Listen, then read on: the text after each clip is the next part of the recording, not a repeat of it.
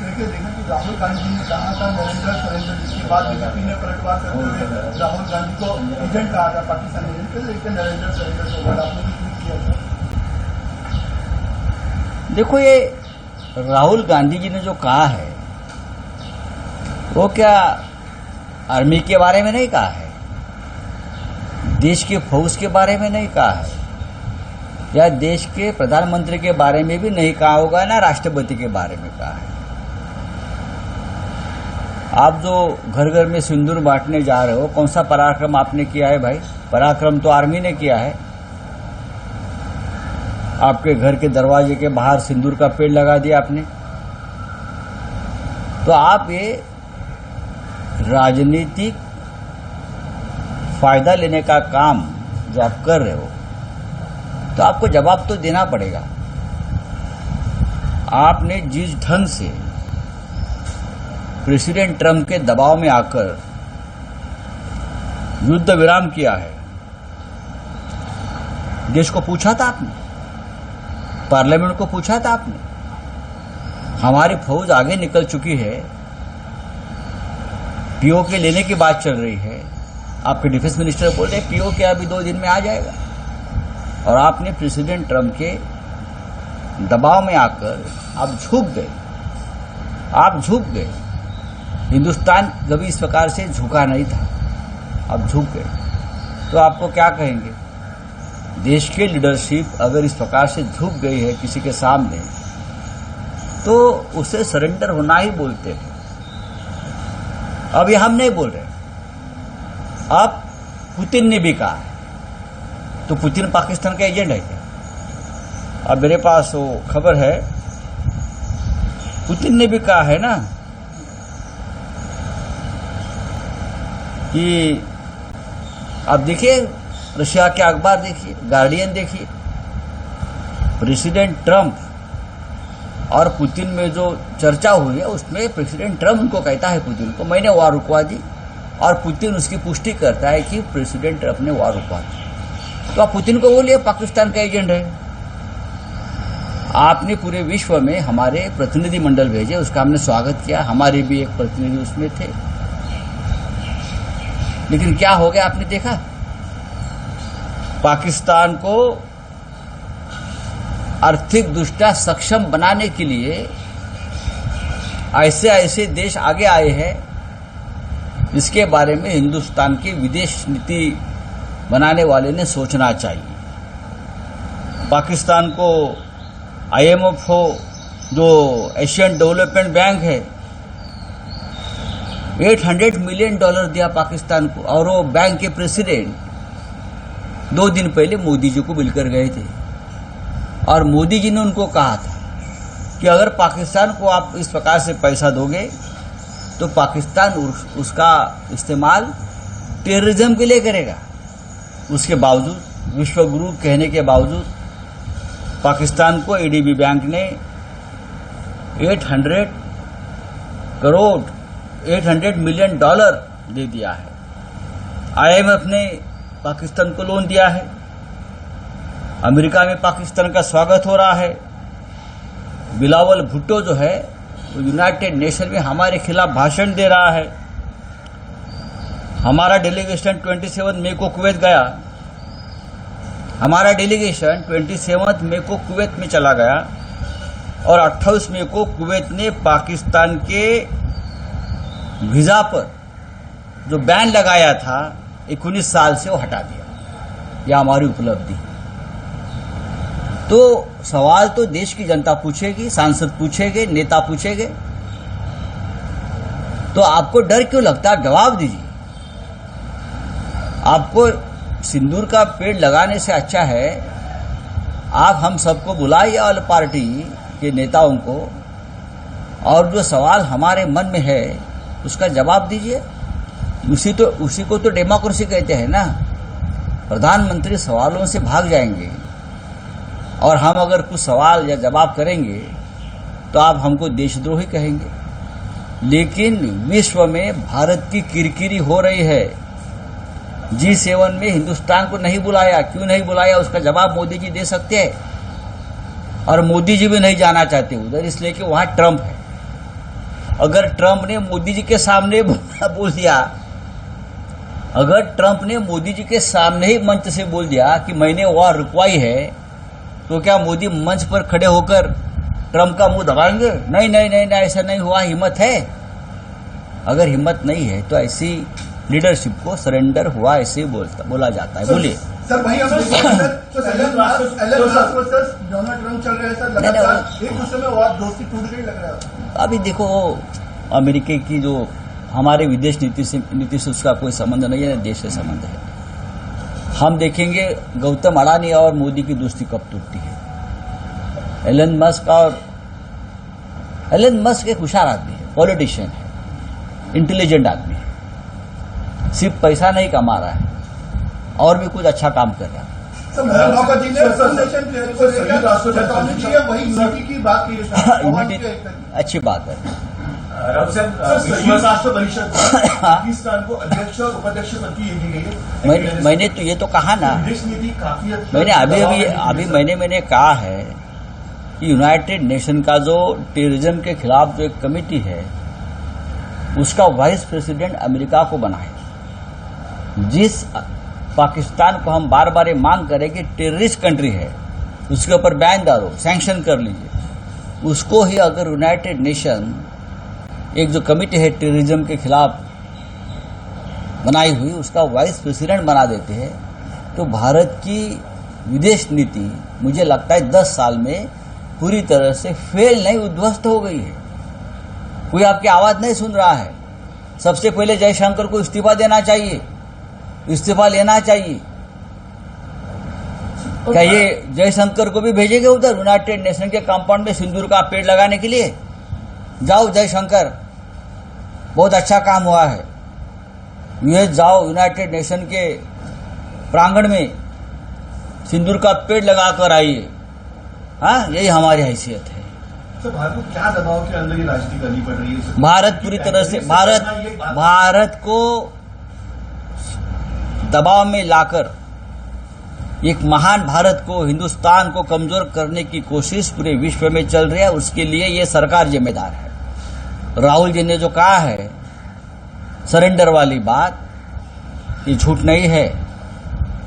Bharatiya Janata party के जो अंधभक्त है और भक्त भी है और राष्ट्रभक्त भी बीजेपी में है, वो सभी ने मिलकर उस बारे में सोचना चाहिए ये ऐसा क्यों हो रहा है।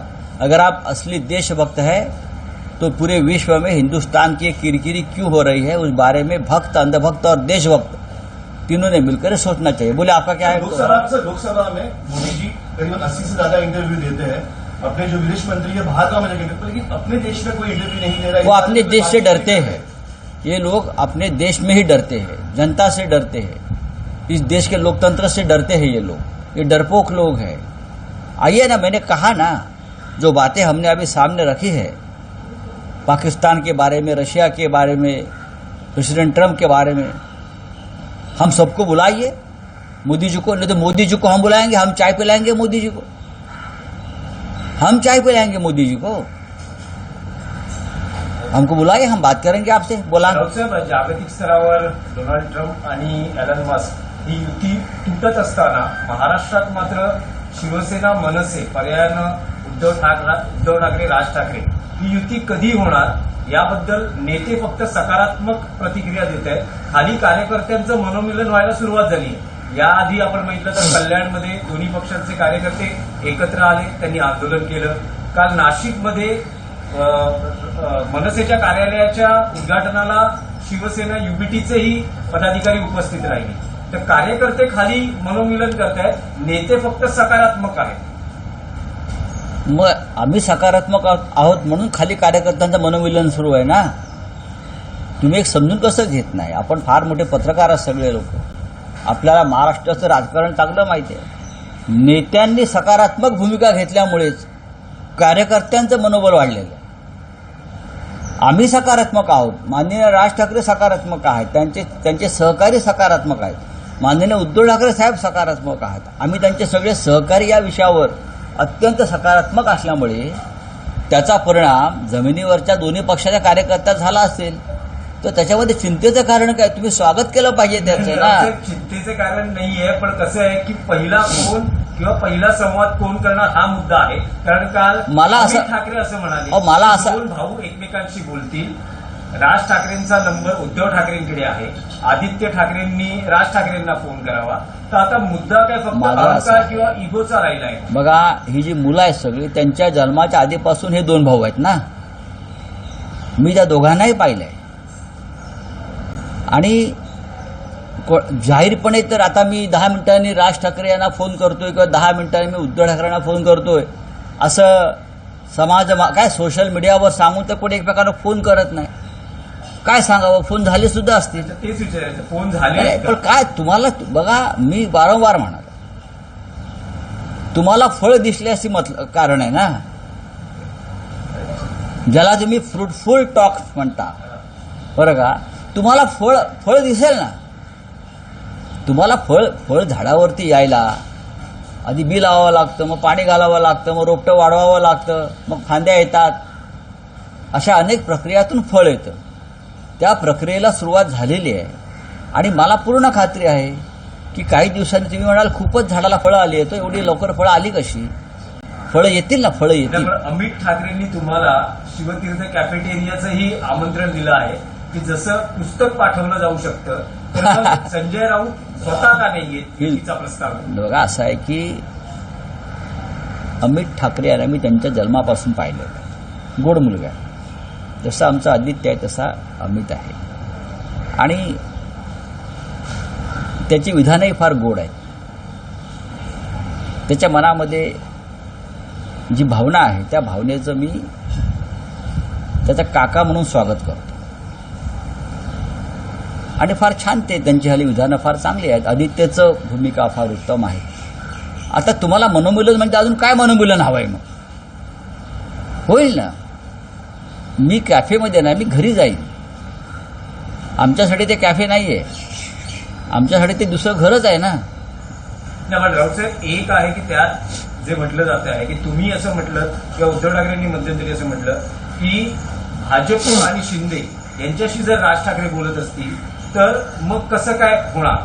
त्यावर मनसेतून असं म्हणणं आहे की शिवसेना उद्धव बाळासाहेब ठाकरे किंवा उद्धव ठाकरे हे काँग्रेस आणि एनसीपीचं काय करणार आहे? काँग्रेस एनसीपीला बाजूला ठेवणार आहेत का, असाही मुद्दा ते उपस्थित, तर पुढचे काही मुद्दे होऊ शकतात. मुंबई महापालिकेचा हा विषय आहे किंवा महानगरपालिकांचा विषय आहे. एकनाथ शिंदेंचा पक्ष आणि भाजपा आणि काँग्रेस राष्ट्रवादी या जमीन आसमानचा फरक.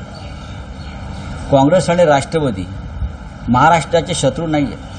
त्यांनी बाळासाहेब ठाकरेंची शिवसेना आज पक्षांतर झालेली आहेत याआधी, पण ज्या पद्धतीनं अमित शहा आणि नरेंद्र मोदींनी महाराष्ट्राच्या पाठीवर घाव घातलेले आहेत तसे घाव यांनी घातलेले मला दिसले नाही.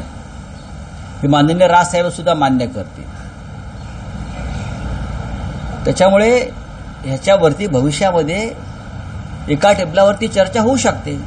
राऊत साहेब, आणि दिलीप देशपांडे असं म्हणतात की पहिला प्रस्ताव राऊतांनीच राज्य शासनात आमच्याकडे कोणतेही प्रस्ताव आला नाही असं ते बोलतायत. पहिला प्रस्ताव दोन भावांमध्ये प्रस्तावाची गरज नसते. चला, धन्यवाद. राऊत साहेब, एक महत्वाचा विषय आहे.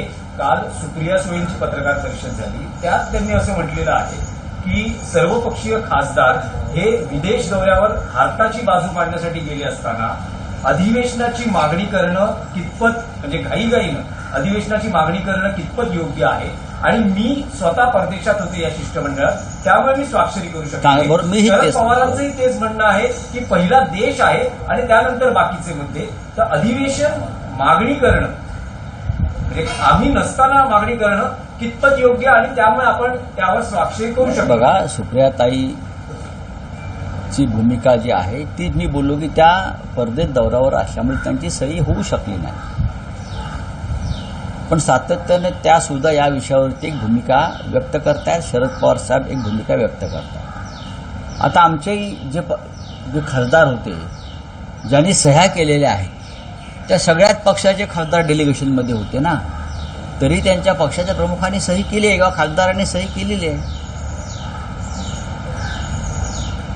सर्वच पक्षांचे खासदार हे दौऱ्यावर होते. शिवसेनेच्या सदस्य होत्या, काँग्रेस, तृणमूल काँग्रेस, आप, डीएमकेच्या सुद्धा त्या प्रमुख होत्या, अनेक जण होते तिथे आणि सगळ्यांच्या सह्या झालेल्या आहेत. आता त्या आलेल्या आहेत देशामध्ये. या विषयावर त्यांच्याशी आम्ही चर्चा करू. सर महारावसाहेब, काल समृद्धी महामार्गाच्या शेवटच्या टप्प्याचं जेव्हा लोकार्पण झालं त्यावेळेस मुख्यमंत्री देवेंद्र फडणवीस, उपमुख्यमंत्री एकनाथ शिंदे, अजित पवार यांनी एकत्र गाडीतून ड्राईव्ह केलं. हे का प्रथम झालंय का? नाही, पहिल्यांदा एकनाथ शिंदेनी ड्राईव्ह केलं, मग फडणवीसांनी केलं आणि अजितदादा हे मागच्या सीटवर बसून दोघं कशी ड्रायव्हिंग करतात हे पाहत होते. मग त्याच्यात तुमचं अपेक्षा काय? मी काय उत्तर द्यावं? राज्य सरकारच्या गाडीचंही तसंच काही आहे. राज्य सरकारची गाडी खिळखिळी आहे बरं का.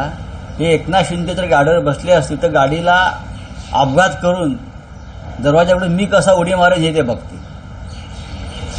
देवेंद्र फडणवीस म्हणतील मी याला गाडीतनं ढकलून मी कशी आखी गाडी ताब्यात घेतोय हे पाहते. आणि जो पाठी बसलेला जो नेता आहे बरं का, तो दोघेही बाहेर पडल्यावरती मी सीटवरती उडी मारून ड्रायव्हिंग सीटला मीच कसा बसेन हा विचार करत असेल. या तिघांमध्ये तुम्ही मला सांगू नका, मी जास्त ओळखतो. धन्यवाद.